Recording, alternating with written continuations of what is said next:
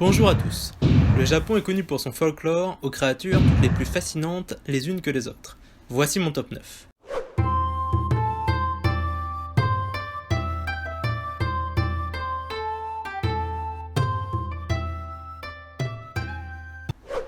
Nupeppo, le lipome démoniaque.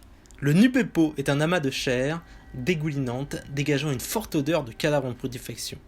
Malgré son apparence répugnante, il est plutôt bienveillant et il se contente de se promener d'un pas tranquille la nuit dans les cimetières japonais.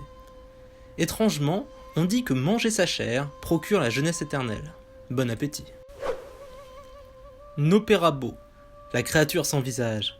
Un opérabo est une créature à l'apparence humaine qui a la faculté d'effacer tous les traits de son visage pour laisser une belle peau lisse, sans yeux, sans nez, sans bouche. Très effrayant, cette créature n'est pourtant pas méchante. La plupart du temps, elle se contente d'effrayer les passants et les jeunes japonais avant de disparaître dans la nuit. Ushioni, le crabe bœuf. Vous l'avez rêvé, ils l'ont fait. Mélanger un crabe et un bœuf n'est pas une chose courante, mais le Ushioni réussit cet exploit. Malgré son apparence, c'est un animal aquatique, au corps de crabe et à la tête de bœuf. Il vit majoritairement dans la mer du Japon, où il dévore les malheureux baigneurs qui voudraient se rafraîchir après une longue journée d'été. Dans certains contes, il joue un rôle positif. En effet, il lui arrive d'aider les agriculteurs, à la manière du bœuf, en labourant les champs, en échange d'une partie de leur récolte.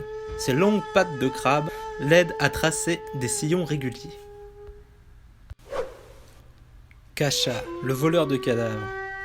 Le Kasha est un être malveillant. Sous ses traits de vieillard, il rentre dans les cercueils et dérobe les corps des défunts avant leur crémation. Il est la raison pour laquelle de nombreux Japonais ont une peur bleue de voir le corps de leurs ancêtres disparaître. De nombreux rituels sont consacrés à le faire fuir. Les Tengu, aux chiens célestes, sont des types de créatures légendaires très particulières dans le folklore japonais. Ce ne sont pas des démons, mais des dieux. Ils sont en fait le mélange d'un homme et d'un oiseau. La plupart du temps, ce sont des divinités mineures qui vivent dans les montagnes. Ils peuvent être à la fois bons ou méchants, selon leur humeur, mais la plupart du temps, ils sont considérés comme des créatures neutres auxquelles il faut faire très attention. Le Rokurokubi, c'est impossible à dire, est une girafe vampire. La girafe vampire est dans l'imaginaire populaire une femme. Il s'agit d'une créature à l'apparence humaine durant le jour, mais une fois la nuit tombée, son cou s'allonge à l'infini et elle s'amuse à effrayer les êtres humains. Parfois, elle va jusqu'à leur sucer le sang, jusqu'à ce que mort s'en suive. Rien de plus effrayant qu'une femme girafe vampire.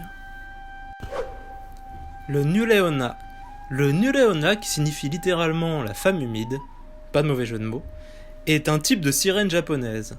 Il s'agit d'un gros serpent avec une tête de femme, apparaissant généralement près de la mer et attirant l'attention des hommes passant par là en lavant sa longue et belle chevelure, ou en les appelant à l'aide. La plupart du temps, la Nuleona tient un bébé dans ses bras pour attendrir les jeunes hommes intéressés par sa chevelure. Mais lorsqu'elle leur demande de tenir l'enfant, celui-ci devient de plus en plus lourd et les entraîne au fond des abysses. Kamikili, le coiffeur maudit. Le Kamikili est un petit être de la taille d'un enfant vivant dans la forêt. Contrairement à son apparence répugnante, il n'est pas mauvais, bien au contraire. Il repère les couples qui ont été maudits par un esprit. Lorsqu'il en repère un, il attaque par surprise le couple et leur coupe les cheveux. Ainsi, il permet d'empêcher les mariages qui sont voués à l'échec. Merci Kamikili. Otoroshi, le monstre sous le tapis. L'Otoroshi est une créature étrange. C'est littéralement l'incarnation européenne du monstre caché sous le tapis. Son corps est recouvert de poils. Seul son visage, ses crocs et ses griffes peuvent sortir de dessous le tapis. Il est généralement utilisé en tant que gardien des temples, en étant disposé comme un tapis devant la porte. Il se dissimule également dans les ombres près des torii et se jette sur les personnes mal intentionnées. Merci d'avoir regardé la vidéo, j'espère que ça vous a plu. Si vous connaissez d'autres créatures du style, n'hésitez pas à les laisser en commentaire. Abonnez-vous, laissez un pouce bleu et passez une bonne fin de journée. Salut!